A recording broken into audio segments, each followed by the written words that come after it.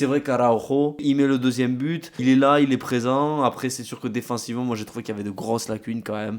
Il s'est fait un petit peu avoir à certains moments par des attaquants de deuxième division. Il n'était pas très serein sur ses interventions, j'ai trouvé. Voilà, on sent un joueur qui est en reprise, on va dire, mais peut-être que ce but va lui faire du bien. Je sais pas ce que t'en penses, Tanguy. Ouais, ça va peut-être lui servir de déclic. Après, comme tu dis, moi j'ai senti un Euro, c'était très très compliqué, hein. Enfin, défensivement surtout, parce que je me souviens d'une action où c'est Refté, je crois, qui reçoit le ballon entrée de surface et qui crochette. Et là, en plus, c'est juste après le but d'Ajoro. Et Ajoro, sur sa reprise Ouais. d'appui, il continue en fait sa course, limite comme s'il pouvait foncer droit vers la ligne de touche.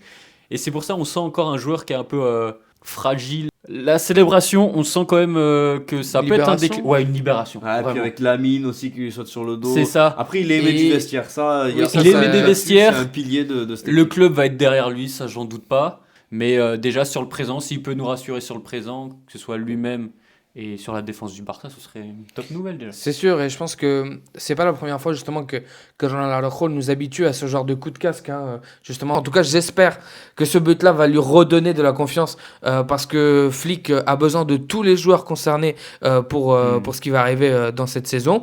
Et justement, ça me permet d'évoquer aussi un autre joueur de la défense. C'est un joueur qui lui aussi a un